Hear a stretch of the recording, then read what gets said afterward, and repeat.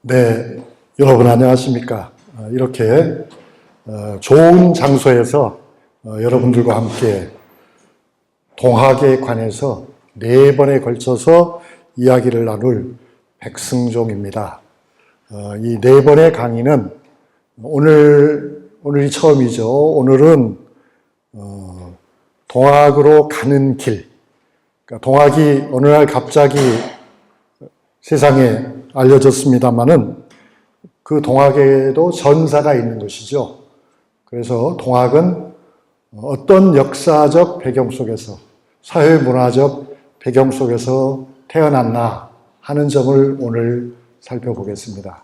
그리고 이제 두 번째, 다음 주죠. 다음 주 강의에서는 동학 하면은 여러분이 퍼뜩 생각하시는 것은 그 인내천이야 이렇게 말씀하시겠죠. 사람이 곧 하늘이다. 그러니까 동학의 중요한 가르침, 동학의 중요한 가르침은 무엇인가? 그것이 의미하는 바는 무엇일까? 하는 것들을 이제 두 번째 시간에 생각을 해볼 것입니다. 그리고 세 번째 시간에는 동학하면 동학 농민혁명을 빼놓을 수가 없잖아요. 그렇죠? 그래서 이제 세 번째 시간에는 동학 농민혁명이 어떻게 전개가 됐고 그 결과가 무엇인가 하는 점들을 세 번째 시간에는 살펴보겠습니다. 그리고 네 번째, 마지막 주에는 우리는 역사를 살펴봅니다만 역사를 그저 단순히 옛날 얘기를 듣기 위해서만 관심을 갖는 것은 아니죠. 그래서 동학을 우리가 공부했을 적에 그 공부를 바탕으로 해서 미래를 열어간다면 어떤 미래여야 할까? 즉 동학에서 배우는 미래는 무엇일까? 하는 것을 네 번째로 살펴보겠습니다. 자, 오늘은 뭘 한다고 그랬죠? 오늘은 말하자면 동학의 잉태, 동학이 어떻게 해서 태어나게 되었나 하는 것을 보겠습니다. 그래서 1강의 제목을 제가 이렇게 붙였죠. 정감록에서 동학으로. 이게 사실 핵심입니다. 동학은 알고 보면 정감록에서 나왔다. 그럼 정감록은 뭐지? 정감록은 또 어떻게 된 거야? 하는 그런 생각이 좀 드실 것 같습니다. 짧은 시간에 제가 많은 말씀을 드리고 싶지만 그렇게 다 할 수는 없죠. 그래서 여러분에게 혹시라도 여기가 지금 도서관이니까 이 도서관에는 아마 이 책이 있을 것 같은데요. 제가 드린 말씀이 여러분의 호기심을 자극하게 되면 제 책인 동학 그렇게 쓰여 있잖아요. 동학에서 미래를 배운다는 책이 있습니다. 짧은 책입니다. 비교적 짧은 책이고요. 그리고 전문적인 지식을 갖지 않고도 읽을 수 있도록 그렇게 평이하게 서술한 책이니까 그 책을 한번 찾아보셔도 좋을 것 같습니다. 사실 저는 동학 강의를 많이 했습니다. 잘 알지도 못하면서 많이 했는데요. 그 이유를 간단하게 말씀드리면 제가 직업이 역사가입니다. 그러니까 역사 교수였고 역사가입니다. 역사책을 많이 썼습니다. 역사책을 30권도 넘게 썼습니다. 그런데 제 역사 공부의 첫 걸음이 사실은 동학이었습니다. 그러니까 동학에 대한 관심 때문에 제가 역사 공부를 시작했거든요. 그러니까 평생 동학을 연구한 것은 아니지만 항상 동학을 염두에 두면서 살아온 것은 분명한 사실인 것 같습니다. 그래서 이제 이 동학에서 미래를 배운다는 책이 얇은 책이긴 하지만 오랜 고민이, 저의 오랜 생각이 그 안에 아마 들어 있을 것 같습니다. 많은 사람들이 들어 있다고 그렇게 말을 하죠. 그래서 한번 참고하시기 바라고요. 오늘 제가 이 시간에 강조할 것은 5가지입니다. 5가지 작은 주제들이 있는 거죠. 하나는 뭐냐 할 것 같으면 비밀 결사입니다. 동학이 태어나는 과정에서 매우 중요한 역할을 한 것은 비밀 결사였다. 좀 으스스하죠. 비밀 결사. 공개된 조직이 아니라 지하 조직이 있었다. 그러면 그 지하 조직은 뭔가 지하 조직의 지적 토대가 있을 거 아닙니까? 그것이 바로 정감록이었다 하는 것이 오늘 제가 말씀드릴 한 가지 지점이고요. 그 다음에 두 번째로는 이제 비밀 결사가 참 중요한데요. 동학도 처음 시작할 때는 비밀 결사로서 시작된 거죠. 그 비밀 결사의 중심에 누가 있었냐 하는 질문이 또 생깁니다. 그 질문에 대한 저의 답변은 그것이 바로 평민 지식인이다 하는 것입니다. 그러니까 평민 지식인이 중심이 된 비밀 결사. 그 사람들이 정감록을 중심으로 움직이다가 결국은 동학에 이르렀다 하는 이야기인 거죠. 그런데 비밀 결사가 조선 후기에 그렇게까지 활발했다는 말인가? 네, 활발했습니다. 그 이유는 무엇입니까? 그 이유를 저는 아주 짧게 말씀드리면 사회적 합의가 무너졌기 때문이다. 그러니까 조선이라는 사회는 조선 사회에 대해서 우리가 여러 가지 말을 하지만 바람직한 점이 굉장히 많았던 사회입니다. 조선 사회는. 조선 사회는 고려 사회와도 통일신라와도 또는 같은 시기에 다른 나라에 비해서도 장점이 많이 있었습니다. 장점이 많이 있었는데 그 장점 중에 하나가 바로 뭐냐면 서로가 서로를 돌보는 사회적 합의였어요. 그런데 그것이 조선 후기가 되면은 무너졌습니다. 그것이 무너져서 많은 사람들이 비밀 결사에 가입을 하게 되었다. 그런 말씀드리고요.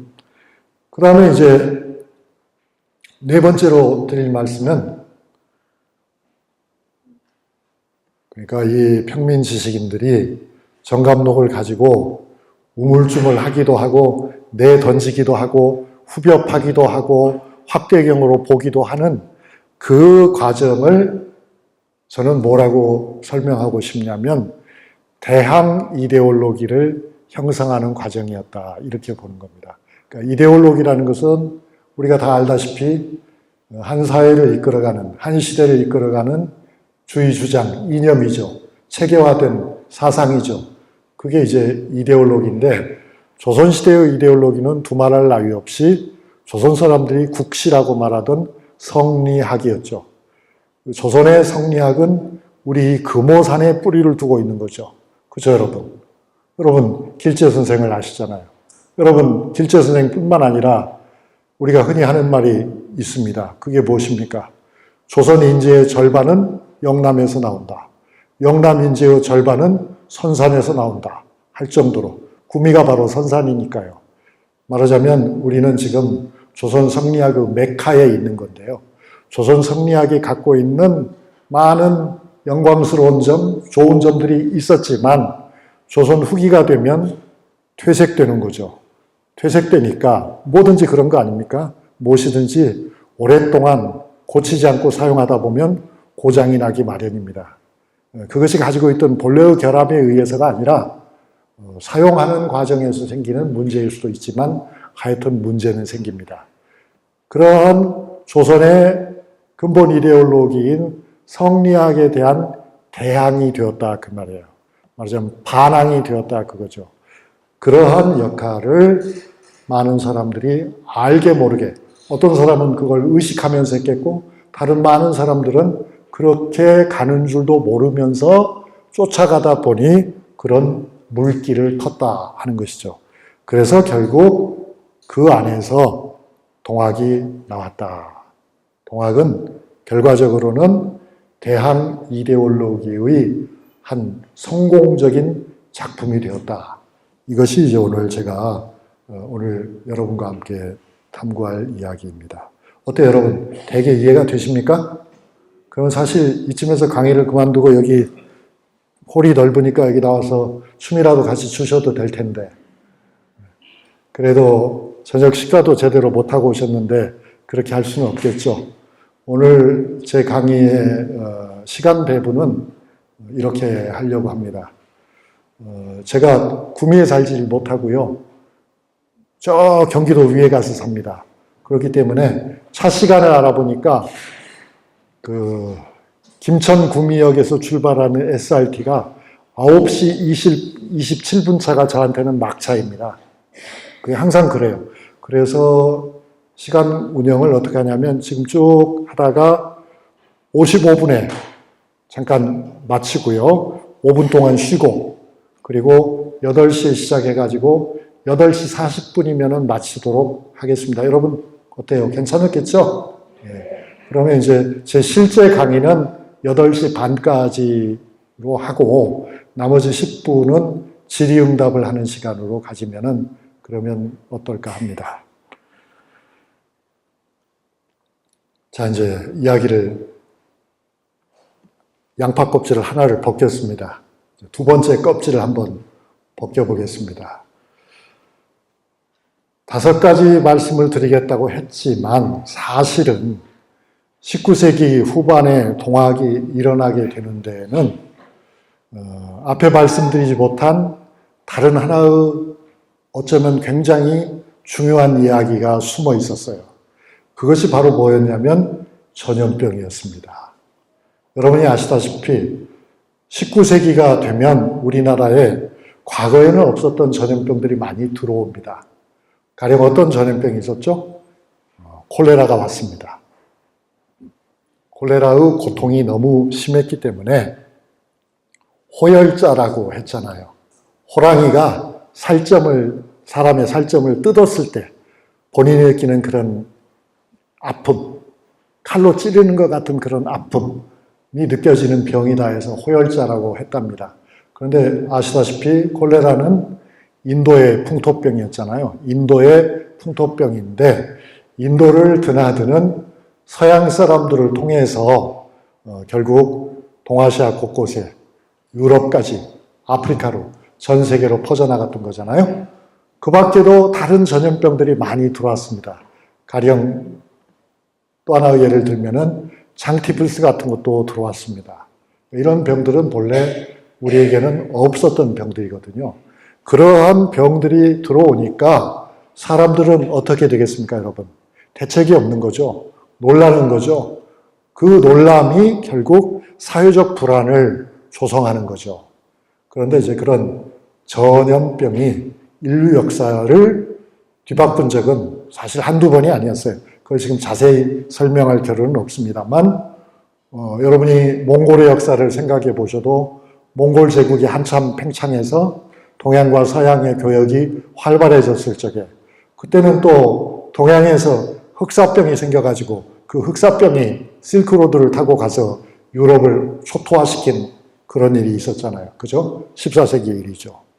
그 다음에 또 어떻습니까?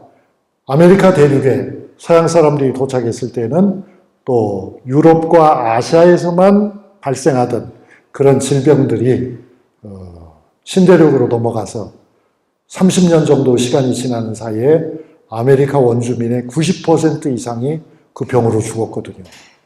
그러니까 이 전염병이라는 것은 그렇게 어마어마한 충격을 주는데 서양 근대에서는 이제 과학이 발달했기 때문에 기술이 발달했기 때문에 의학 수준도 높아져서 근대적인 도시 위생 시스템이 갖춰지죠. 그래서 그들은 그 충격을 덜 받게 되었지만 우리 한국 같은 나라에서는 전혀 몰랐던 병들이 나타나고 전혀 보지도 못한 파란 눈을 가진 사람들이 나타나고 이렇게 하면서 사회적 혼란은 매우 깊어졌던 것이죠. 그런 혼란 속에서 사실은 동학이 발을 붙이기가 쉬웠던 것이다. 그런 이야기도 있어요. 동학을 신앙하는 사람들, 동학을 실천하는 사람들, 동학교도죠. 동학교도들은 위생관념이 굉장히 철저했대요. 그래서 그런 말하자면 수인성 전염병에 걸리는 일이 많았겠어요, 적었겠어요? 별로 없었다고 그래요. 별로 없었대요. 더군다나 뚝뚝 떨어져서 산속에서 사는 경우도 많았고요. 그래서 사람들은 동학을 믿으면 전염병에 걸리지 않는다는 그런 소문이 퍼지고 그 소문을 믿고 동학으로 뛰어들어간 사람들도 적지 않았다는 이야기도 있습니다. 어쨌든 전염병이 퍼져가면서 19세기 말에 조선은 더욱더 혼란에 빠졌는데 그렇게 사회가 혼란하면 혼란할수록 뭔가 의지하고 싶은 마음이 커지죠, 사람들은. 무엇을 믿으면 살까? 누구에게 가면 답이 있을까? 그때 이제 비밀결사 운동이, 동학을 전파하는 비밀결사가 대단히 인기를 끌었다고 합니다. 이야기를 제가 덧붙이는 말씀은 사실 지금은 코로나가 좀 잠잠해졌다고 볼 수도 있고 풍토병화 되어가고 있다고도 볼 수 있는데요. 여러분 어떻게 생각하십니까? 지난 30년 동안의 역사를 보면 바이러스성이죠. 바이러스성 전염병. 바이러스성 전염병이 어떤 것 같습니까, 여러분? 오고 또 오고 하는 것 같지 않습니까? 우리는 어쩌면 그 팬데믹 시대를 지금 살고 있는 거라고 볼 수 있습니다. 지금 당장에 코로나19는 그렇게 위협적이지 않을지 몰라도 생각해보면 앞에 메르스가 있었죠, 사스가 있었죠, 그 다음에 조류 인플루엔자가 있었죠, 다 있었지 않습니까? 아마 3, 4년 안에 뭔가 더 센 놈이 또 올 것입니다. 그리고 나서 또 몇 년이 지나면 또 올 것입니다. 제가 역사가로서 보니까 이런 전염병의 유행은 전염병 자체의 문제가 아니에요. 그러니까 뭐 길게 설명하면은 주제에서 너무 이탈이 되니까 짧게 그냥 전염병 얘기가 나왔으니까 말씀드린다면 앞으로도 아마 우리는 3, 40년 정도는 몇 년 간격으로 새로운 전염병을 맞으면서 살아야 할 것 같습니다. 역사는 우리에게 그런 교훈을 주고 있다고 생각합니다. 그렇지만 너무 걱정하지는 마십시오. 제가 그렇게 말씀해요. 난 뭐 3, 40년 안 살 거니까 문제 없어. 그런 뜻은 아니고요. 가령 20세기 초에는 박테리아성 전염병이 굉장히 심했거든요. 그런데 박테리아성 전염병은 페니실린을 만듦으로써 해결이 됐었습니다. 그렇다면 지금 우리가 당하고 있는 이런 바이러스성 전염병은 바이러스를 효율적으로 퇴치하는 특별한 물질이 만들어질 때까지는 계속될 거다. 그런 말씀이에요. 열심히 연구해서 한번 만들어 보시기 바랍니다. 자, 본래의 얘기로 다시 돌아갑니다. 그 전염병이 그렇게 유행하기 전에도 문제가 있었더라. 어떤 문제가 있었을까요? 이 책들을 한번 보시죠. 책의 제목들을 보면은 맨 오른편에 정감록이라고 적혀 있고요. 그 다음에 왼편으로 가면은 정감록의 내용이 말풍선 속에 들어 있습니다. 여러분 글씨 잘 보이시나요? 제가 잠깐 읽어보면 이렇습니다. 정감록의 한 대목이죠. 앞부분입니다. 심히 말했다. 금강산으로 옮겨온 산천의 기운이 태백산, 소백산에 이르러 뭉쳐져서 계룡산으로 들어가니 정씨의 800년 도읍할 땅이로다. 전주는 범씨의 600년 도읍할 땅이요. 송악으로 말하면 왕씨가 다시 일어나는 땅인데 나머지는 상세하지 않아서 무엇이라 말할 수가 없다. 혹시 여러분 정감록이라고 하는 책을 읽어보셨나요?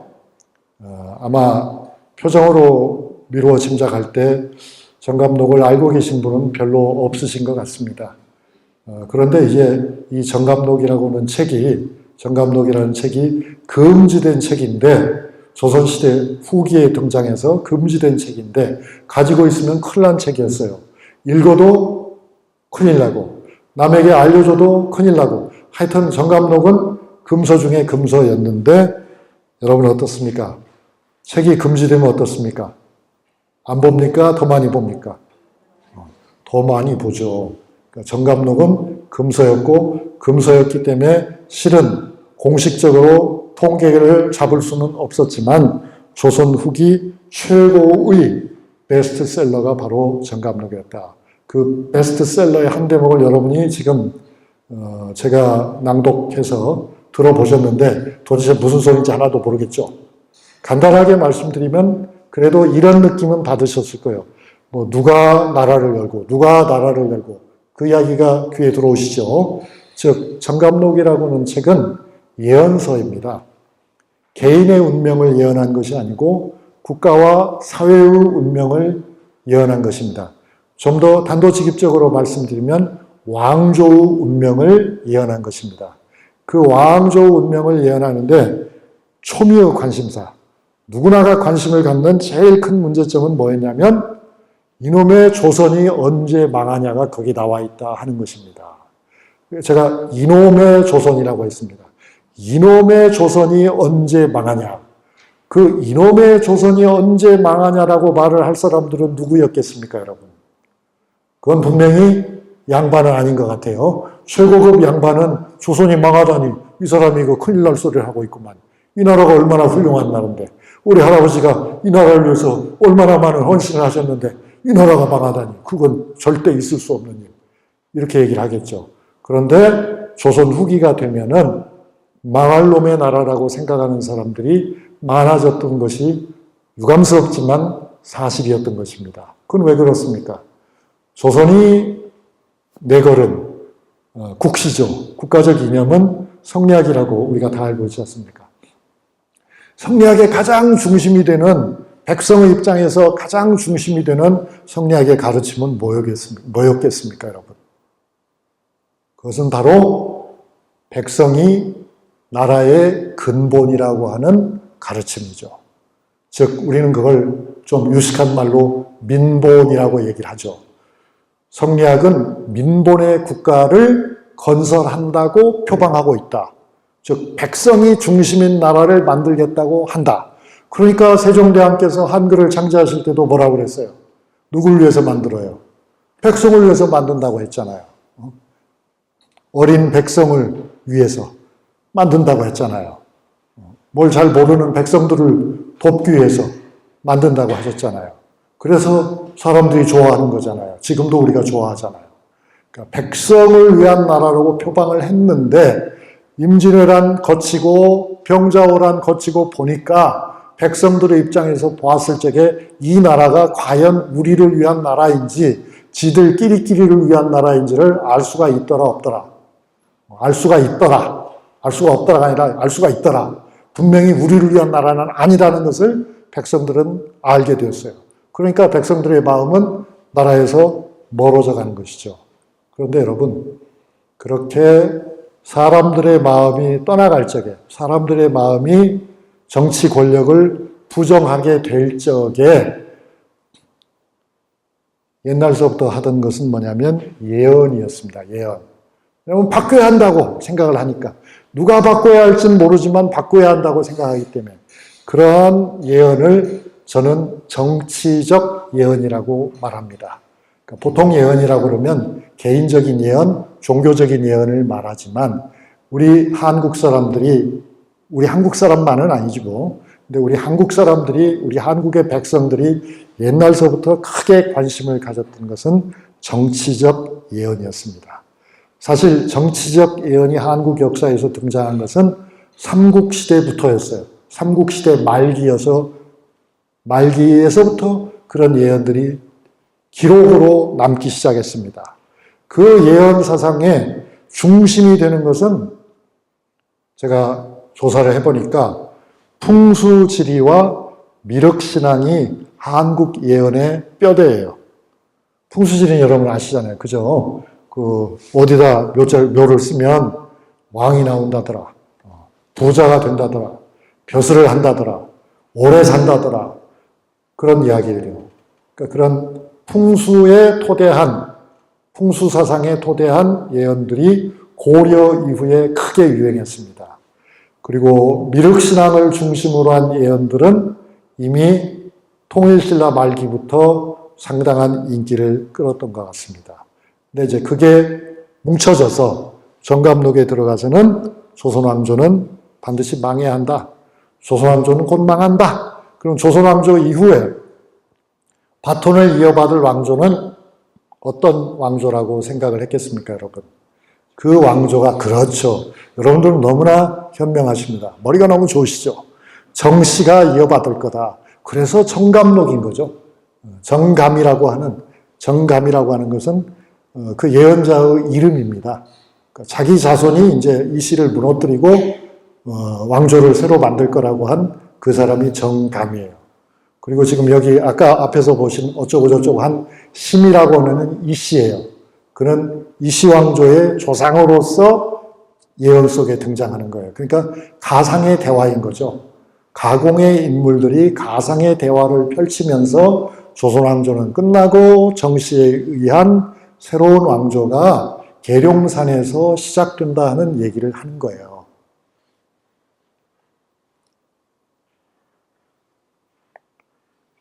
그 정감록에는 여러 가지 사상이 들어있는데요. 자세히 말씀드리면은 이것도 굉장히 흥미로운 것이지만 시간적 제약이 있으니까 아주 짧게 한 말씀으로 드리면은 풍수지리가 뼈대가 되어 있다 제가 말씀드렸잖아요. 그 풍수지리가 어떻게 한국의 풍수지리는 중국이나 일본이나 베트남의 풍수지리하고는 아주 다릅니다. 아주 다른 점이 아주 딱 하나가 있습니다. 그건 뭐냐면 우리 한국 사람들은 스케일이 커요. 그러니까 다른 나라 사람들의 풍수를 보면 그 사람들은 기껏해야 하나의 집, 하나의 묘자리를 보는 데에 시선이 고정되어 있어요. 그런데 한국 사람들은 그렇지 않아요. 한국 사람들은 그렇게 세부적인 풍수도 보지만은 큰 틀에서의 풍수를 좋아해요. 그 큰 틀에서 어떤 식으로 설명을 하냐면 한반도 자체를 하나의 나무라고 보는 거예요. 그래서 백두산 쪽에 뿌리가 있고 우리가 말하는 백두정맥이 있잖아요. 우리가 백두정맥이라고 말하는 그 백두대간이라고 하잖아요. 백두대간이 말하자면 우리의 나무 줄기예요. 줄기. 그리고 다른 산맥들이 있죠. 이런저런 산맥들은 가지에 해당이 되는 걸로 우리 할아버지들은 봤어요. 그런 생각을 이미 고려 초부터 가지고 있었어요. 그래서 도읍이라고 하는 것은, 서울이라고 하는 것은 그런 한국을 상징하는 영적인 그런 나무가 있는 거죠. 물리적으로 표현되는 그런 나무가 있는 거죠. 영적이면서도 물적인 그런 나무가 있는 거죠. 그 나무의 꽃에 해당하는 것이 바로 서울인 거예요. 그래서 평양에다 서울을 삼아야 한다. 개성에다 서울을 삼아야 한다. 또 한양에다 서울을 삼아야 한다. 계룡산 밑에다 서울을 삼아야 한다는 것은 다 그와 관련이 있어요. 이제 꽃이라는 것은 한번 피면 일정한 시간이 지나면 지게 돼 있잖아요. 그러면 새로운 꽃을 찾아야 되는 거잖아요. 그래서 그 새로운 꽃을 찾아서 도읍을 옮겨가야 된다 하는 거고요. 그게 하나고. 제가 또 하나 말씀드렸죠? 무슨 말씀을 드렸냐면 그 예언서의 또 다른 중심이 되는 건 미륵신앙이라고 그랬어요. 그러니까 풍수는 지금 설명이 됐고요. 미륵을 말씀드리면 우리 한국 사람들은 정말 스케일이 커요. 우리 한국에서 많은 우리 할아버지 할머니들이 이 예언의 전통 속에서 봤을 적에 우리의 자존심의 근원이 되는 자연이 있어요. 그 자연이 바로 뭐냐면 금강산이에요. 금강산. 금강산 찾아가자 봉우리가 몇 개래요? 12,000봉. 12,000개의 봉우리가 있는, 정말 세보셨나요? 12,000개의 봉우리가 있는데 그 1만 2천 개의 봉우리 하나하나마다 누가 있다? 부처 또는 보살이 계신다. 그거예요. 그러니까 부처나 보살이 한 나라에 한 군데에만 계신다 하더라도 대단한 것인데, 우리 한국 사람들은 금강산에 가면 봉우리 하나마다 12,000개의 봉우리 하나하나마다 부처 또는 보살이 잠깐 내려오시는 게 아니고 상주하고 계신다라고 믿었어요. 그렇기 때문에 결국 말법의 시대가 지나고, 불교적 의미에서 불교에서는 시대 구분을 할 적에 법이 잘 지켜지는, 불법이 잘 지켜지는 정법의 시대가 있고, 그 정법의 시대가 끝나면 말법의 시대, 말세죠. 그게 바로 말세가 있는데, 그 말세의 끝에는 무엇이 열리냐면은 미륵의 새로운 세상이 열린다, 그겁니다. 그 미륵의 새로운 세상이 그러면 이 우주에서 어디에서 열릴 것인가에 관해서 우리 한국 사람들은 어떻게 생각했다고요? 어디서 열려요? 일본에서 열려요? 중국에서 열려요? 그럴 리가 없다. 한국에서 열린다. 이 나라에서 우주의 변화가 시작된다. 그 까닭은 우리에겐 금강산이 있기 때문이다. 1만 2천 명의 부처와 보살이 날마다 보살피고 있는 이 나라가 아니면 어디 다른 곳에서 새 역사가 시작될 수 있겠는가 하는 그러한 강한 믿음이 있었어요. 그건 증명할 수 없죠. 증명할 수 없는데 어쨌든 우리는 그렇게 생각했기 때문에 그 바탕 위에서 사실은 통학이 나오는 것입니다. 그리고 이제 아까 드린 말씀을 조금 더 이어붙이면, 우리 할아버지 할머니들은 바로 금강산이 우리에게 있기 때문에 사실은 석가모니도 알고 보면 인도 사람이 아니라 한국 사람이라고 생각을 했어요. 왜냐하면 전생을 거스르고 올라가 보면 그게 어디 인도 사람이겠는가? 금강산이 있는 한국 사람이지. 그러니까 불교야말로 수입된 불교이기도 하지만은 우리 본래의 것이다. 그런, 어찌 보면 인도 사람들이 들으면 터무니없는 얘기고 중국 사람이나 일본 사람들이 황당무계하다고 하겠지만 우리 한국 사람들은 1000년 넘게 그런 생각을 해왔다. 그러니까 조선이 끝난다고 해서 세상이 끝날 리가 없다. 그러니까 이 나라가 망한다고 해서 그냥 망할 리가 없다. 그렇게 본 거고요. 그 다음에 그러한 나라이기 때문에 여기에는, 이 나라에는, 이 조선 땅에는 세상이 아무리 어지럽고 혼란해도 그 극한적인 혼란 속에서도 털끝 하나 다치지 않고 살아남을 수 있는 복된 땅이 있다 없다? 있다라고 한 거예요. 그것이 바로 여러분이 들어서 아시는 십승지라고 하는 것입니다. 십승지. 십승지라고 하는 것은 글자 그대로 하면 10개의 승지, 10개의 매우 조건이 좋은 땅, 이런 뜻이겠죠. 그렇지만 실제는 10개만은 아니고 대표적인 것을 10개로 꼽습니다. 나머지는 그냥 길지라고 하는데, 지도로 한번 보시죠. 어디에 이 십승지가 제일 많아요, 여러분? 어디에 제일 많아요? 경상북도에 제일 많아요, 사실은. 경상북도에. 그건 왜 그러죠? 그것도 이유가 있어요. 그 이유는 백두대간에 가장 핵심이 되는 것은 태백산과 소백산이에요. 그런데 태백산과 소백산이 어디에 있습니까?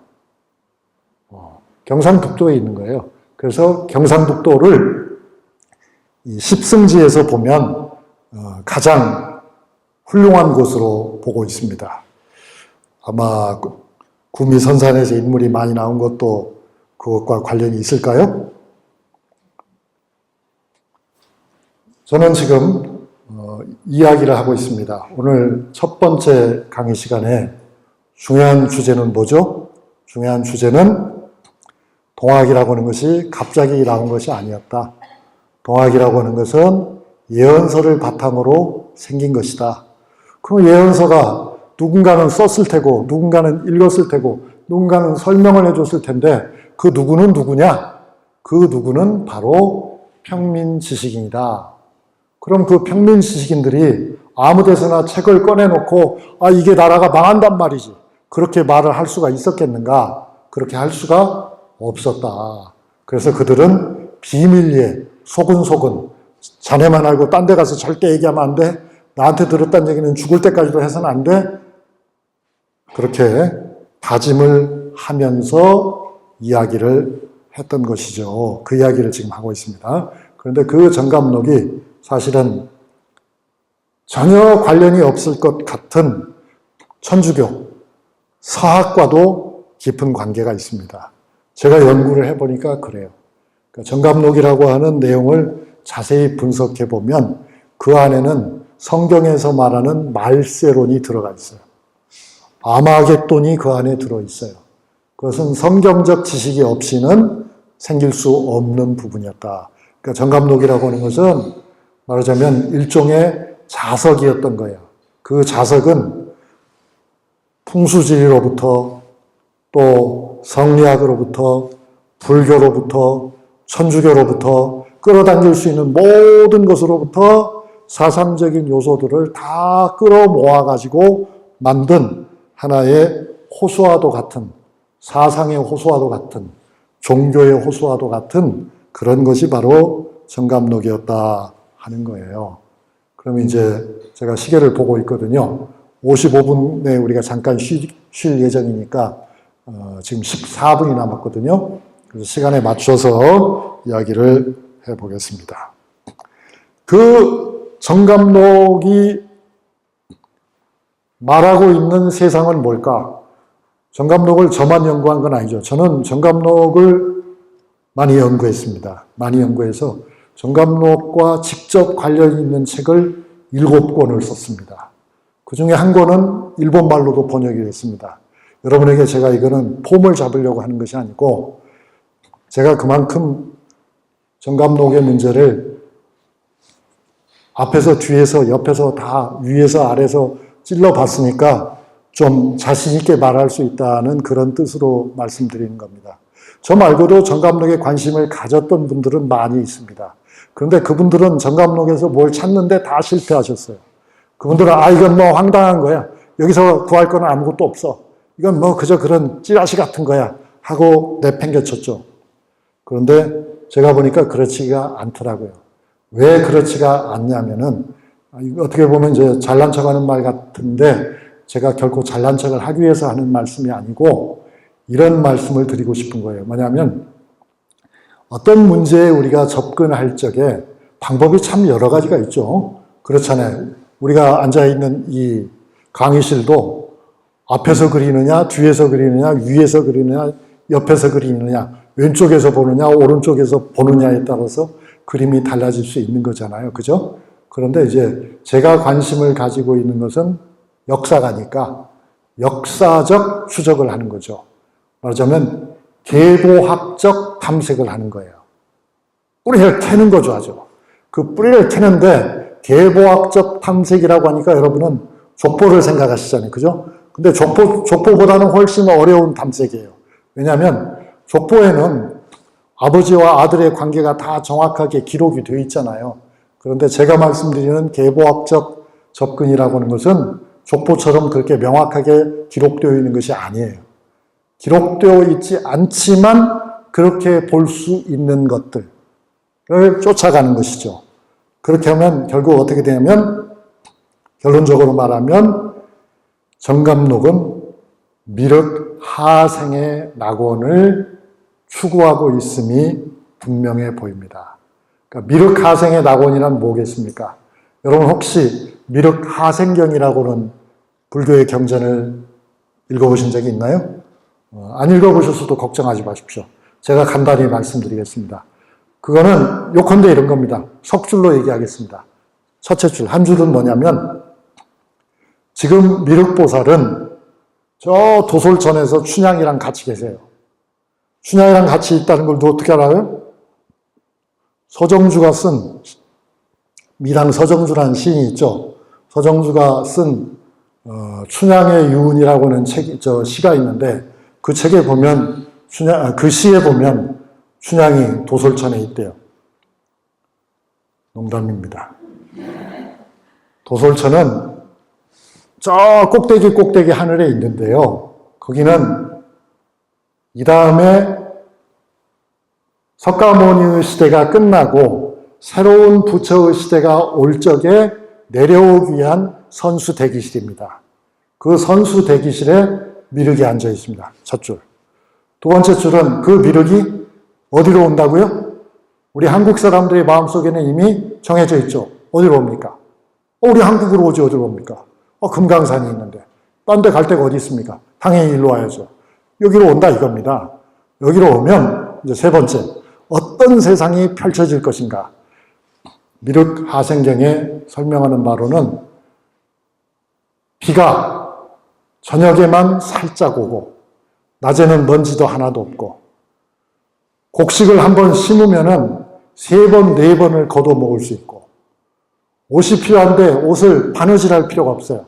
남의 옷이 다 걸려 있어요. 가져가면 돼요. 그리고 사람들은 매우 건강하기 때문에 800년, 1000년은 누구나 다 살 수 있어요. 그리고 이 오줌이나 똥이 참 냄새가 많이 나는데 미륵 하생의 시대가 되면은 용변을 딱 보게 되면 땅이 딱 벌어져 가지고 용변을 맞추고 나면 땅이 딱 닫혀져요. 그래서 냄새가 하나도 나지 않아요. 밤에도 환해요. 이거 마치 얘기를 듣다 보면은 지금 우리가 그 세계에서 사는 것이 아닌가 하는 생각도 들죠. 길은 판판하고. 그러니까 풍요로운 이상적인 세계를 미륵 하생의 낙원이 그리고 있는데요. 바로 이제 그런 세상이 우리 앞에 전개될 것이다. 그렇다면은 당연히 기존의 가치, 양반이 어떻고 상놈이 어떻고 남자가 어떻고 여자가 어떻고 서자가 어떻고 적자가 어떻고 배운 사람이 어떻고 못 배운 사람이 어떻고 하는 구별은 어떻게 될 거다. 당연히 사라져야 한다. 그렇게 보았던 것입니다. 그러니까 그런 냄새를 맡을 수만 있다면 그런 내용이 정감록에 고지고대로 적혀 있지 않습니다. 그런 내용이 고지고대로 적혀 있더라면 누구나가 다 알았겠죠. 그런데 그건 그렇게 적혀 있질 않아요. 적혀 있지를 않지만 알 사람은 알 수가 있게 돼 있어요. 말하자면 비밀의 코드가 있는 거죠. 그 비밀의 코드는 아는 사람에게만 보이는 거죠. 모르는 사람은 백날 읽어도 무슨 말인지를 모르게 돼 있다. 그러면 교수님은 도대체 어떻게 하셨습니까? 아까 제가 말씀드렸잖아요. 저는 계보학적 접근을 한다. 저는 예언의 세계를 저 위의 시대에서부터 아래까지를 쭉 훑어서 안다. 그와 관련되는 종교적인 지식들을, 철학적인 지식들을 주섬주섬 끌어모아서 소화를 했기 때문에 안다. 그거예요. 근데 저만 아는 게 아니죠. 저보다 더 잘 알았던 이들이 바로 비밀 결사를 운영한 사람들. 정감록 때문에 귀향을 가고 정감록 때문에 목이 잘리고 정감록 때문에 이사를 했던 그런 분들이죠. 그분들은 매우 위험한 삶을 살아야 되었습니다. 왜냐하면 나라에서 금지하는 일을 하고 있기 때문에 걸렸다 하면 죽는 거죠. 비밀이 될 수밖에 없었습니다. 그래서 우리나라에서 그런 비밀 결사의 역사가 조선 후기에 처음 나타난 거냐, 그런 질문을 여러분이 하실 수도 있는데, 저의 답은 뭐예요? 아니다. 비밀 결사의 역사는 매우 길다. 우리 역사 속에서만 추적해 보더라도 적어도 우리는 궁예까지 달려갈 수 있다. 궁예가 누굽니까, 여러분? 김영철이라고요? 이렇게 안대를 왜 애꾸는 이래요? 원래 신라 왕자였다고 하죠. 확실하진 않지만 그렇다고 하죠. 그런데 하여튼 버려져야 할 왕자였기 때문에 어머니가 위에서 던지는 것을 궁여인, 그러니까 그를 키운 어머니가 되겠죠. 궁예를 키운 어머니가 받다가 손가락이 찔려가지고 뭐 이야기가 그렇게 돼 있잖아요. 그 궁예가 뭘 했나를 한번 여러분 생각해 보십시오. 독신법? 관심법을 했다고 하죠. 근데 관심법을 할 때 보면 태조 왕건 드라마에서 보면 궁예가 뭐라 그래요? 주임은 미륵의 화신이니 다 안다 이렇게 얘기하잖아요. 그거는 이제 물론 TV 대사이긴 하지만은 역사책에 보면 실제로 나와 있는 이야기거든요. 궁예는 신라의 김씨인데 대궐에서 살지 못하고 강원도 산골에 숨어서 살았고 그가 결국은 미륵 하생의 신앙을 독실하게 믿으면서 미륵의 나라를 재건하겠다고 하면서 반신라 운동을 펼쳤다. 그렇게 해서 만든 나라가 후고구려라고도 하고 마진이라고도 하고 대진이라고도 하는 그런 나라였다. 다 아시잖아요, 여러분. 그죠? 그런데 그 궁예가 갑자기 왕이 된 것이 아니라 궁예의 역사를 보면 궁예는 처음에 뭘 했다고 합니까? 스님을 하다가 그 다음에 뭘 했다고 합니까? 양길이라고 하는 도적의 부하가 되었다. 되게 그런 얘기 학교에서 들어서 아시죠, 여러분? 그런 이야기를 저더러 다시 서사적으로 꾸며보라고 한다면 어떻게 말씀드리겠냐면 궁예는 결국 비밀결사를 조직한 거였습니다. 신라를 뒤엎고 새로운 나라를 만들기 위해서 미륵신앙으로 무장한 비밀결사체를 운영했고 그것이 어느 정도 성공했기 때문에 그 결사를 표면화시킨 거죠. 그걸 표면화시켰을 때 그것은 도적대가 되었고 그것은 국가가 되었던 거다. 이렇게 말할 수 있죠. 그 이외에도 우리 역사 속에서 보면 제가 말씀드린 역사란 고려사라든가 조선왕조실록이라든가 승정원 일기라든가 하는 정사류를 말합니다. 그런 정사류 책에서도 많은 미륵들이 보입니다. 많은 미륵들이. 그 중에는 성공할 뻔했다가 실패한 미륵도 있고 처음부터 아예 압살된 그 미륵도 있지만은 어쨌든 시대가 아래로 내려올수록 10세기부터 시작해서 끊임없이 그런 미륵을 표방하는 인물과 또는 미륵으로 추대되는 인물과 그들을 옹유하는 집단이 있었다. 비밀결사들이 있었다 하는 것입니다. 중국에도 당연히 그런 미륵뿐만 아니라 여러 결사체들이 있었는데 이것은 이제 시간이 없으니까 좀 생략을 하고 여기까지 이야기하고 쉬려고 합니다. 3분 후에 쉬도록 하겠습니다. 그 비밀결사체의 운영에 조선 후기에 가장 큰 활력을 제공한 사람들이 누군가 하는 매우 중요한 질문이죠. 제목을 한번 보십시오. 제목에 뭐라고 되어 있습니까? 18세기 서북지방의 평민지식인. 그렇습니다. 이 비밀결사 운동이 말씀드린 것처럼 10세기부터 간헐적으로 일어났는데 그 운동이 활기를 띈 것은 당연히 한 왕조의 마렵이죠. 사회가 혼란할 때 정치가 백성의 요구에 응답하지 못할 적에 그럴 적마다 비밀결사운동이 활기를 띄었습니다. 합법적인 투쟁은 불가능했지만 비합법적인 투쟁을 사람들은 시작한 거였죠. 그런데 그것이 아주 격렬하게 일어나게 된 것은 18세기 이후였다. 조선 후기였다. 그 중심이 됐던 것은 서북지방 사람들이었다. 서북지방이라면 주로 여러분 어디를 생각하십니까? 평안도가 생각나시죠? 그죠? 함경도가 생각나시죠? 그렇죠? 황해도 이북입니다. 황해도 이북 사람들이 대체로 차별과 소외를 받아왔잖아요. 그렇죠? 그래서 여러분 잘 모르시겠지만 조선시대에 나온 각 집안의 족보에는요. 황해도 재령 이북 사람들은 아예 실어주지를 않았어요. 너희들이 무슨 양반이야. 안 실어줬어요. 자기네 집안 사람이 분명함에도 안 실어줬어요. 그만큼 차별했어요. 그런데 공부를 제일 잘한 사람들은 역설적으로 평안도 사람들이었어요. 18세기, 19세기에 과거 합격자의 명부를 조사해 보면 제일 많은 합격자를 배출한 것은 평안도 사람들이었어요. 그런데도 불구하고 서울에서는 평안도 사람들을 어떻게 했다고요? 차별했어요. 그러니까 이 사람들이 어떻게 되겠어요? 머리가 돌죠. 야, 이건 안 되잖아. 과거에 급제하면 그래도 기회가 있을 줄 알았는데 어렵게 시험에 급제해도 효과가 없네. 그러면 이거 우리는 뭔가 다른 방법을 찾아야 되는 거 아니야? 그렇게 생각을 하게 됐죠. 이제 그런 표현이 바로 홍경래의 반란과 같은 것입니다. 제가 시계를 보니까 약속한 시간입니다. 그 평안도 사람들, 주로 평안도 사람들, 그리고 함경도 사람들이 이제 비밀 결사 운동에 전면에 나서면서부터 이야기는 훨씬 더 빠른 흐름을 타게 되었다. 이 서북 지방의 평민 지식인들이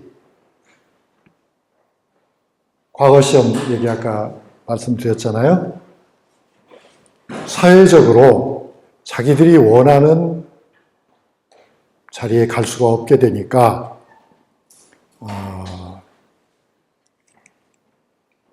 국가에서 말하는 이른바 원국지사가 되어 갑니다.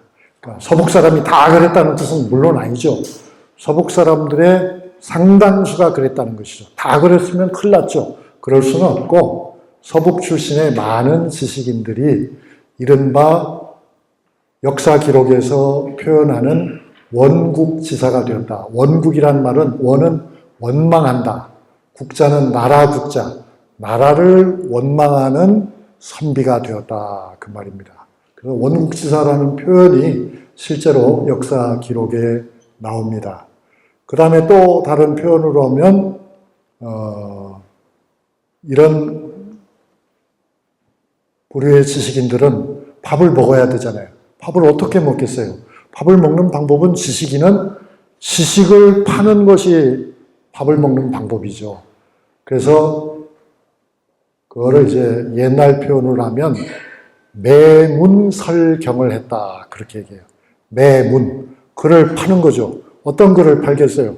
아니, 뭐, 아무개 할아버지 환갑인데, 지금 환갑을 할아버지라고 하면 이상하지만 옛날에는 환갑이면 할아버지죠. 할아버지 축하하는 시 하나 써주시오. 그럼 시 하나 쓱 써주고. 아무개나 집 돌잔치 하는데 뭐라도 그래도 한 줄 써가지고 가야지. 왜냐하면 우리나라는 선비의 나라이기 때문에 사람을 축하하고 또 조문하고 할 적에도 반드시 글이 필요했거든요. 지금은 우리가 그냥 돈만 넣어서 주잖아요. 그야말로 상스럽기로 말할 수 없죠. 하지만 옛날에는 그렇게 하지 않고 반드시 사연을 적어야 됐거든요. 그러니까 매문을 할 수가 있는 거예요. 지식인은. 훈장 노릇을 하면서 그런 각종 행사 때마다 글을 써주고 또 그게 아니다 하면은 강의를 하기 때문에 저도 지금 강의를 하고 있습니다만 강의하는 것을 옛날에는 뭐라고 표현을 했냐면 설경이라고 해서 설경. 설자는 혀라고 하는 설, 경은 밭갈이라고 하는 경. 그러니까 밭을 갈아야 수확이 있을 거 아닙니까? 돈이 생기려면 뭘 해야 되는데 지금 혀로 밭갈이를 하는 거예요, 제가. 그래서 그런 평민 지식인들을 흔히 부정적으로 표현할 때에 매문설경이라는 표현을 썼다. 그를 팔아먹고 혀로 밭을 가는 그런 사람들, 나라를 원망하는 사람들 이렇게 불렀어요. 그 사람들 중에서 서북 출신들이 상당히 많았는데 이분들이 결국 정감록을 전국 각지에 퍼뜨리는 역할을 했어요. 초기에는. 정감록이라고 하는 책자는 과거에는 이게 언제 어디서 나왔는지 전혀 몰랐어요. 그런데 참 죄송한 말씀이지만 제가 연구를 하면서 찾아냈어요. 찾아냈더니 영조 15년에 함경도에서 처음 등장했어요. 영조 15년에. 영조 15년에 함경도에서 처음 등장했는데 그로부터 약 30년이 지난 다음에 그러니까 영조 45년, 영조 50년쯤 되면 제주도를 빼놓고 전국 어디에서나 정감록이 나타나요. 그러니까 얼마나 빠른 속도로 퍼져나갔는가 알 수 있죠. 그 기간 동안에 정감록을 읽었다고 해서 정감록에 나오는 말대로 조직을 만들었다고 해서 처벌된 사람들도 많았습니다. 그러니까 처벌이 별로 효과가 없었던 거예요. 나라에서는 목을 베고 귀양을 보내고 했지만 사람들은 엄청난 열기를 가지고 정감록을 좀 과장하면 미친 듯이 읽었다. 그리고 이제 정감록을 읽다 보니까, 그래서 이제 제가 여기 잠깐 끊어서 보면 제가 쓴 책 중에 정감록 영모사건의 진실게임이라는 책도 있어요. 이 책은 과거에 KBS TV1에서 TV 책을 말하다라고 하는 프로그램이 있었던 거 여러분 기억하시죠? 기억하십니까? 그때 테마북이었어요. 그런데 아무튼 이 안에서도 제가 그 정감록 영모사건 하나를 집중적으로 다루고 있는데요. 이 사건에도 역시 제가 다루고 있는 정조 때의 정감록 영모사건에서도 서북 출신이 중심 역할을 해요. 그래서 제가 확신을 한 거예요. 아, 서북 사람이 이 사건뿐만 아니라 여러 사건에 나오거든요. 아주 굵직한 사건에도 깊숙이 개입되어 있다는 것을 우리가 확인할 수 있었습니다. 그런데 이건 좀 다른 얘기인 것 같지만 매우 중요한 얘기인데요. 그런 비밀 결사운동, 그런 예언서가 널리 퍼질 수 있었던 문화적 배경이 있어요. 그 문화적 배경은 바로 뭐냐면 조선 후기에 서당 교육이 매우 보편화되었다는 것이 그 이유입니다. 서당에서는 성리학을 가르치잖아요. 그런데 바로 우리가 말하는 정감록을 퍼뜨리는 평민 지식인들이 바로 성리학을 공부한 사람들이고 성리학을 가르치는 사람들이에요. 그러니까 그들은 말하자면 낮에 하는 일과 밤에 하는 일이 달랐던 거죠. 낮에는 공자화를 가르치고 밤에는 공자화를 뒤엎을 세상을 궁리하고 이렇게 했던 겁니다. 근데 그게 잘 먹혔던 것은 제가 조사를 해보니까 조선 후기가 되면 서당이 없는 마을이 없었어요. 물론 없는 마을이 있긴 있었죠. 자연마을을 기준으로 해서 본다면 자연마을, 법정마을이 아니고 자연마을을 기준으로 해서 본다면 3개 마을에 하나 정도의 서당이 있었어요. 다시 말하면 60호 정도, 60집 정도가 사는 곳마다 서당이 하나씩은 꼭 있었어요. 그러니까 남 놓고 기억자도 모르는 것이 수치가 되는 세상이 된 거예요. 보통 사람들은 낯을 놓고 기억자인 줄은 다 알았던 거거든요. 그걸 모르면 수치가 되는 거죠. 그러니까 조선사회를 우리가 좀 깊이 들여다보면 조선 후기 사회가 되면 문맹률이 높았겠다 아니면 낮았겠다. 문맹률이 매우 낮았어요. 매우 낮았어요. 그러니까 보통의 남자들은 평생에 그래도 몇 달씩은 서당에 다닐 기회가 있었어요. 꼭 양반이 아니어도. 그러니까 대다수 사람들이 한글을 해독할 줄 알고 여성들 중에도 많은 사람들이 시간이 갈수록 문자 해독 능력이 늘어났던 거죠. 문자 해독력이 늘어나니까 서당이 많아지니까 일자리가 많아진 거죠. 그런데 그 당시 서당에서 글을 가르치는 훈장님들은 정규직입니까? 비정규직입니까? 전원 비정규직이거든요. 전원. 그러니까 돌고 도는 거예요. 그리고 잘 가르치거나 학식이 풍부한 훈장님은 인기인 거죠. 그 인기 있는 훈장님들 중에 서북 출신이 많이 들어있었던 거예요.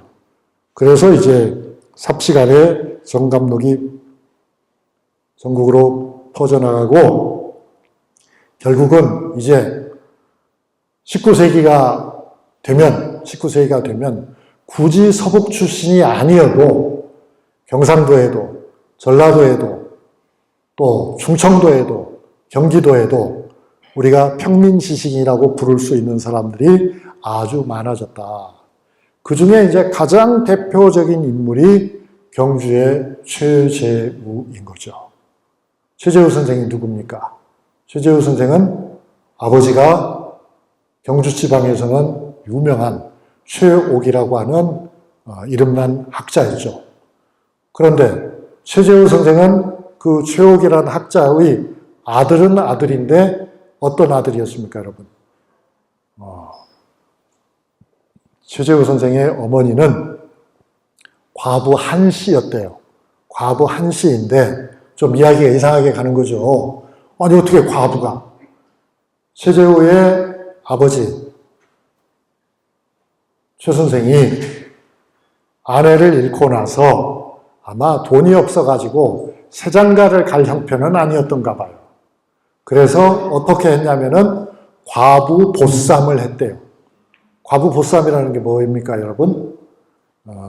이웃마을에 과부가 살고 있으면 그 과부하고 함께 살기로, 말하자면 정식은 아니고 첩 비슷하게 사는 거죠.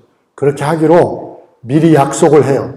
미리 약속을 하고 사람을 보내가지고 보쌈을 하는 거예요. 그러니까 그냥 과부가 백주 대낮에 남의 남자를 쫓아가긴 좀 이상하잖아요. 그러니까 누가 좀 적당히 뒤집어 씌워가지고 납치하는 형식으로 자작극이죠. 자작극을 만들어서 그래서 이제 가는 거예요. 그래가지고 과부 한씨가 낳은 아들이 최재우였던 거예요. 최재우는 공부를 다 했죠. 하지만 그 지체 높은 경주 최씨 집안에서는 최재우를 그 고명하신 성리학자의 아들로 대접을 하겠어요, 안 하겠어요? 대접을 하지 않았어요. 왜냐하면 넌 서자니까, 넌 적자가 아니잖아. 네가 어떻게 제사를 받들어? 안 되지, 안 되지. 그래서 최재우가 있는데도 불구하고, 아들 최재우가 있는데도 불구하고 그 집안에서는 양자를 따로 들여가지고 아버지의 뒤를 잇게 했던 겁니다. 이게 최재우에게는 얼마나 큰 상처였겠습니까? 어마어마한 충격이죠. 아니 지금까지 아버지가 나를 아들로 생각하고 그렇게 해왔는데 아저씨들이 이럴 수가 있나? 당숙들이 이럴 수가 있나? 그래서 이제 꼭 그것이 이유는 아니었지만은 그것도 하나의 이유는 됐겠죠. 새로운 세상을 꿈꾸게 만드는. 그러한 최재우와 처지가 비슷했던 사람들이 많이 있었던 거예요. 그 중에는 이제 나중에 전문적인 운동가들이 나오는 거죠. 그 전문적인 운동가가 바로 최시영이나 이필재나 전동준이나 손병희 같은 분들이죠. 이분들 중에는 진짜 양반의 자손으로서 지역에서 양반으로 대접을 받는 사람들도 당연히 있었죠. 그렇지만 그분들의 정신세계는 이미 옛날의 양반을 벗어나 있었다. 그러니까 이런 분들을 저는 평민지식인이라고 부르는 거죠. 그리고 이제 이분들은 정감록을 읽으면서도 정감록에 갇히지 않고 정감록을 넘어가게 됩니다. 정감록을 넘어가게 돼요.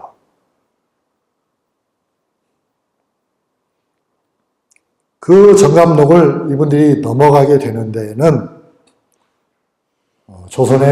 조선 후기의 사회 문제가 기폭제의 역할을 했던 겁니다.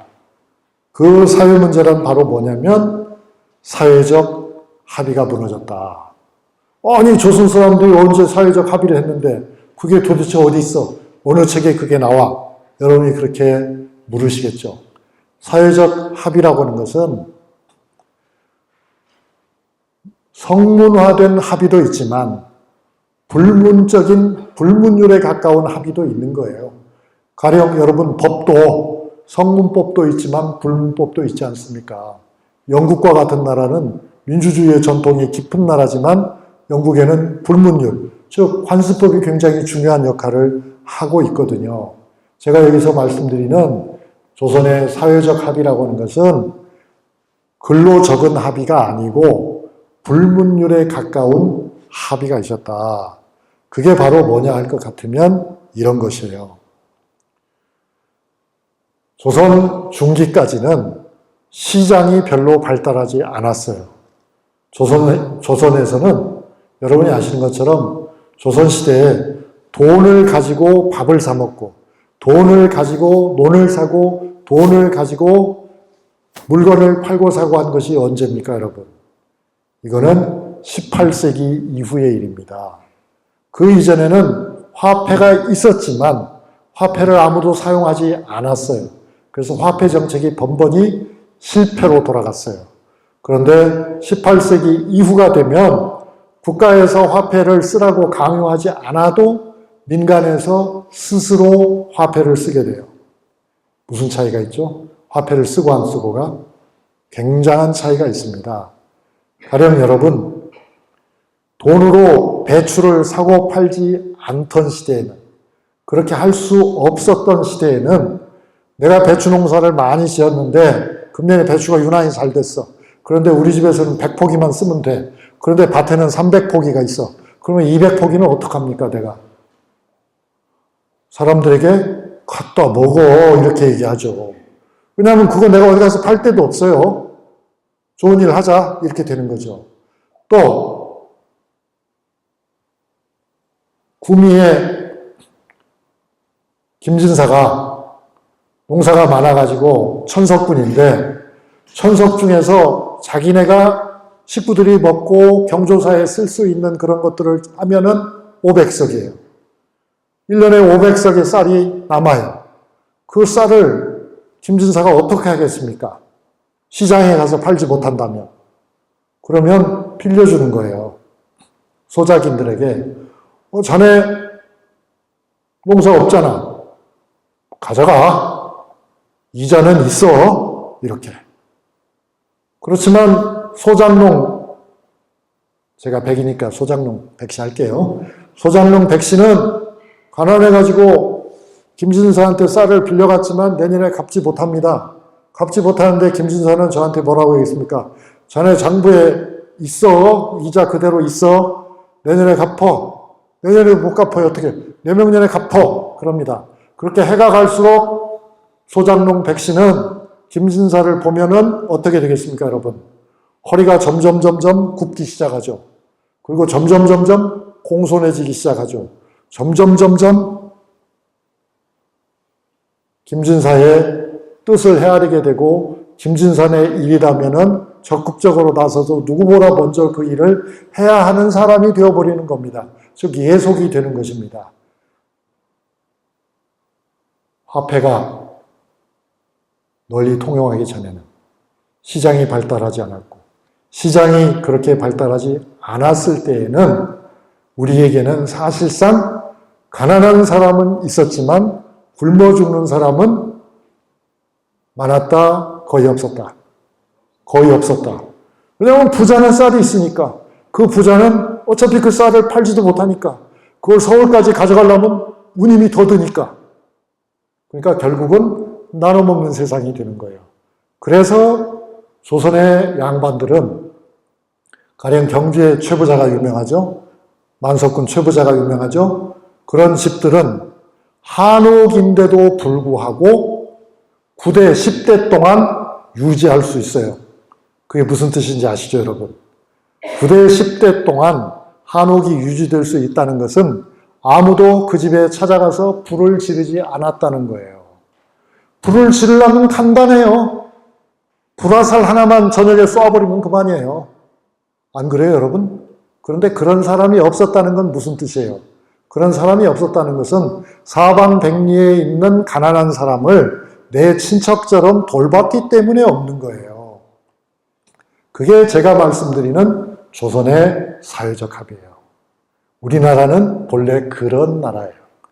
그것이 그럼 다른 나라는 안 그렇다는 말씀인가요? 안 그래요. 일본은 그렇지 않아요. 중국도 그렇지 않아요. 서양도 그렇지 않았어요. 그렇기 때문에 그들의 상층 계급들은 소수였고 그들은 철옹성 속에 살았어요. 이유는 그들이야말로 착취자이기 때문에, 진정한 의미에서 착취자이기 때문에 항상 하층 계급으로부터 물리적인 공격을 받을 위험에 빠져 있었어요. 그러나 조선의 양반들은 그렇지 않았어요. 조선의 양반들은 문을 열어놓고 살았어요. 조선의 양반들은 호위병이 없었어요. 조선의 양반들의 담장은 낮았어요. 그건 누구라도 볕단 2개만 올려놓으면 어느 밤에도 넘어갈 수 있는 그런 담장이었어요. 그러나 그 담장을 넘어가는 사람은 거의 없었어요. 이유가 뭡니까? 사회적 합의가 지켜졌기 때문에. 양반은 양반으로서 대접을 받을 뿐 양반으로서 군림하지는 않았기 때문에. 그것이 조선의 법이었기 때문에. 그것이 우리가 추구하는 성리학의 길이었기 때문에. 그런데요, 돈이 돌면서 시장이 발달하면서 양반들이 달라졌어요. 어떻게 달라졌겠습니까, 여러분? 아니, 이제 제가 가는 거예요. 김진사에게. 진사님, 지금까지 저한테 쌀을 늘 빌려주셔서 머리를 박박 긁으면서 이자도 못 갚는데도 늘 주셔서 감사합니다. 금년에도 5가마만 되겠죠? 이렇게 얘기해요. 그럼 김진사가 뭐라고 했어요? 담뱃대를 덩 치면서 이 사람아, 자네는 낯짝도 두껍네. 무슨 소리야? 자네가 지금 나한테서 갖다 먹은 쌀이 얼마나 되는데 이거 대구시장에 갖다 팔라네. 이렇게 되는 거죠. 다 그렇게 되는 거죠. 배추 농사 잘 지은 확서방도 마찬가지예요. 300포기 심어서 잘 됐는데 100포기는 자기가 먹고 200포기는 어떻게 해요? 그거 손대지 마, 손대지 마. 손대면 그 남은 물건 가져가는 거지. 이건 내가 좀 시장에 가서 좀 팔아야 되겠어. 요즘 대구에 인구가 늘어나가지고 김장철이 되면 아주 배추 찾는 사람 많아. 벌써 단골도 생겼어. 자네는 털끝도 되지만 혹시 우거지라면 모르지만 말이야. 이렇게 되는 거죠. 그러니까 사람들은 어떻게 생각하겠습니까? 다수의 사람들, 다수의 가난한 사람들. 지금까지는 의존하면서 살았지만 의존이라고 생각하지 않고 살았던 그 사람들은 분노하는 거죠. 아니, 세상이 왜 이렇게 됐어? 사람들이 어떻게 사람보다 돈을 더 중요하게 생각해? 아니, 그 김진사는 그전에는 사람이 괜찮더만 요즘은 무슨 보약을 먹고 저렇게 맛이 간 거야? 이렇게 생각하지 않겠습니까, 여러분? 그러면서 이제 이런 세상은 안 되지. 이런 세상은 안 되지. 하는 생각을 하게 되었던 것입니다. 그것이 말하자면 현대적인 의미로 본다면은 공존 공생의 틀이 무너져 버린 겁니다. 왜? 너무나 많은 사람들이 자신의 개인적인 이익만을 추구하고 있기 때문에. 그러니까 사람들은 지속 성장, 무한 경쟁, 말하자면 그렇게까지 간 것은 아니지만, 조선 후기에 그렇게까지 간 것은 아니지만 그 비슷한 무드가 조금 조성이 되고 있었던 거예요. 그리고 거기에 대해서 많은 백성들이 그 불온한 생각을 가지고 있었던 평민 지식인들과 손을 잡고 이런 세상이라면 이거는 아니야. 우리는 뭔가 새로운 세상이 필요해. 누가 새로운 왕이 되면 좋을까? 누가 새로 이 나라를 맡으면 좋을까? 하는 그런 생각들을 하게 되었던 것입니다. 그러니까 그것을 바로 저는 문화투쟁이라는 말로 설명합니다. 그게 바로 이제 이 문화투쟁이라는 말은 원래 독일에서 19세기 후반에 정확하게는 1870년대에 나온 개념인데요. 그 교회와 세속 권력의 충돌을 그 당시 사람들은 문화투쟁이라고 했는데, 제가 지금 조선 후기의 맥락에서 말한다면 성리학의 이데올로기를 내세우면서도 사실은 기득권층으로서 자신들의 이익에 안주하는 그런 지배계층과 그 지배계층들이 이끌어 나가는 국가, 그 국가에 반항하는, 뭘 주장해야 할지는 모르지만 이건 아닌 것 같아라고 생각하는 수많은 사람들, 그 사람들 사이에 문화적 헤게모니를 둘러싼 싸움이 시작되었다. 이건 아니야. 어떻게 해야 되는지는 모르지만 이건 아니야. 그러면 도대체 뭐라고 이걸 말을 해야 좋을까를 고민하는 사람들이 많아졌던 것입니다. 그런데 결국 그것이 우리나라에서는, 그러니까 말하자면 그런 문화적인 헤게모니를 둘러싼 싸움은 정치적인 거라고 볼 수 있죠. 사회적인 거라고 볼 수 있죠. 그런데 우리나라에서는 그런 새로운 문화, 새로운 정치, 새로운 사회를 지향하는, 지향이 아니고요, 지향하는, 추구하는 그런 사람들이 결국은 종교라고 하는 옷을 입게 돼요. 아니, 정치인데 왜 종교 옷을 입어? 아니, 사회운동인데 왜 종교 옷을 쓰지? 종교의 탈을 쓰지? 이런 질문을 우리가 할 수 있죠. 그렇지만 제 답변은 여기 적어 놓은 것과 같습니다. 결국 종교라고 하는 이름으로 접근할 때에야 보다 많은 민중을, 보다 많은 백성을 쉽게 만들 수 있고 그들 속에 자연스럽게 스며들 수 있고 그리고 기득권층으로부터 탄압도 상대적으로 완화할 수 있는 거죠. 아, 이건 뭐 좀 불교 비슷한 거야. 아, 이거는 뭐 뭐라고 말해야 될지 모르지만 우리가 다 인정하는 풍수, 지리의 뭐 미륵신앙 뭐 그런 거지. 뭐 나쁜 거 아니거든. 이렇게 말할 수가 있는 거죠. 또 그런 익숙한 개념이래야 백성들이 들었을 때 맞아. 나도 잘은 모르겠지만 뭔가 좀 감은 잡힌다. 이렇게 생각하는 거죠. 그래서 사람들은 한편으로는 그런 문화투쟁을 전면에 나서서 정치투쟁으로 한 사람들도 있었어요. 즉 반란을 시도한 사람들도 있었어요. 그런데 그런 사람들이 한두 번이 아니에요. 10번, 20번이 아니에요. 그보다 훨씬 더 많이. 수십 번에 걸친 실패와 실패죠. 실패와 실패를 거듭하면서 결국 그들은 효과적으로 조직을 만드는 방법을 터득하게 되는 거예요. 그것이 바로 점조직이었던 거예요. 점조직이라는 건 뭐예요? 조직은 다 돼 있는데 내 바로 위에하고 내 바로 아래밖에 몰라. 또는 내 바로 위에밖에 몰라. 내 아래를 몰라. 또는 내 아래밖에 몰라. 그런 쭉 연결된 계보를 전혀 모르는 거죠. 그러니까 중간에 누가 잡혀도 어떻게 돼요? 주변 몇 사람만 털리고 나머지는 다 도망가 버리면은 살 수가 있는 거죠. 그러한 조직이 18세기 이후에 계속 한국 사회에서 발전되어 갑니다. 이것이 결국 나중에 동학에 가면 포접제가 됩니다. 포접제. 동학의 포접이라고 하는 그런 조직은 최재호가 갑자기 꿈을 꾸다가 생각해낸 그런 방식이 아니고 비밀 결사 운동을 18세기 이후에 200년 동안 사람들이 해오는 과정에서 우리 스스로가 학습한 새로운 조직의 한 방식이었다. 그래서 도마뱀처럼 꼬리만 딱 끊고 나가면은 얼마든지 살 수 있는 그런 조직을 만드는데 우리가 성공합니다. 이제 3분 동안 정리해보고 그리고 10분 동안 미진한 이야기 질의응답으로 하겠습니다. 결국 그렇게 해서 1860년대 초반에 경주에서 최재호라고 하는 종교적 천재를 통해서 동학이 탄생하게 되는데요.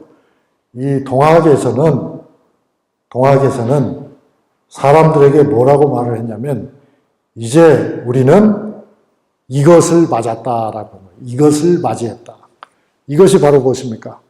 개벽입니다. 개벽. 개벽을 맞았다. 후천 개벽을 맞았다. 개벽이 오고 있다.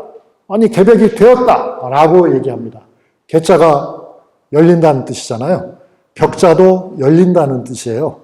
그러니까 열리고 열리니까 크게 열린다 그거죠. 크게 열린다. 완전히 다른 세상이 열린다 그 말이에요. 이제 우리는 완전히 다른 세상을 출발하게 된 거야. 무엇과 함께? 우리 최재호 선생님의 가르침과 함께 우리는 완전히 새로운 세상으로 들어가는 거야. 라는 주장을 한 거고요. 그것이 많은 사람들에게 호응을 얻었습니다. 그래서 나중에 이건 일제시대에 천도교에서 이미 동학이 천도교로 이름을 바꾼 다음에도 그들이 발간한 잡지 이름도 역시 개벽이었어요. 그 개벽을 보면 개벽 창가로라고 되어 있죠, 여러분? 보면 개벽이라는 글자 밑에 뭐가 있습니까, 여러분? 호랑이. 호랑이가 뭘 상징합니까? 우리 한국을 상징하죠. 한국을 상징하는 호랑이. 왜냐하면 이게 지구본 같잖아요. 개벽이라고 하는 거예요. 동그란 게. 지구본. 북반구를 그려놓고 거기에 지금 호랑이가 하는 모습인데 그게 바로 한국, 한반도를 뜻하는 거죠. 그러니까 우리가 깨어났다. 우리가 일어났다. 우리가 세상을 완전히 새로운 길로 끌고 갈 거야. 라는 그런 이상과 포부를 이 한 장의 그림에 담았다. 그렇게 봐도 좋겠습니다. 그러니까 정리해보면 결국 평민지식인이 우리 사회의 오랜 전통인 비밀결사의 전통 속에서 여러 가지 예언서를 가지고 씨름하다가 결국은 이 모든 문제의 근본적인 해결책을 찾아냈다 하면서 동학을 선포하고 동학을 널리 알리고 동학의 정신을 실천하게 되었던 것입니다. 그 동학운동은 한편으로 보면 성리학을 부정하는 것 같지만 다른 한편으로 보면 성리학의 정수를 고스란히 이어받고 서학을 배우는 것 같지만 서양의 제국주의를 사양하고 배척하고 미륵신앙의 정수를 이어가면서도 그걸 불교라는 이름이 아니고 새로운 이름인 동학이라고 하는 이름에 담았습니다. 동학에서 말하는 개벽이라고 하는 것도 참 여러 가지 뜻이 있어요. 그래서 뭐 도교적 개념, 유교적 개념, 또 주역에서 말하는 개념, 천주교에서 말하는 개념, 불교에서 말하는 개념, 하여튼 새 하늘과 새 땅이 열렸다, 새로운 천지가 열렸다 하는 그런 엄청난 우주적 차원으로서 개벽이라고 하는 것을 내놓았으니까 이건 정말 포부가 만만치 않은 것이죠. 그래서 이 동학의 개벽은 사회적 모순을 해결한다는 그런 의미도 가지고 있고 오늘날의 입장에서 보면은 생태적 위기, 기후의 위기를 해결한다는 그런 의미도 있을 것 같고 또 우리에게 익숙한 낡은 삶의 방식이 아니라 새로운 삶의 방식을 모색하는 그러한 의미도 가질 것 같습니다. 그러니까 정리해보면 이제 뭐 여러분 다 거의 외우실 정도가 됐죠. 그죠? 18세기 이후에 우리 사회에는 평민지식인이 등장해서 비밀결사를 통해서 하나의 대항 이데올로기를 만들었는데 그거의 최종적인 도달점은 결국 동학에서 말하는 후천 개벽이었더라. 그 개벽의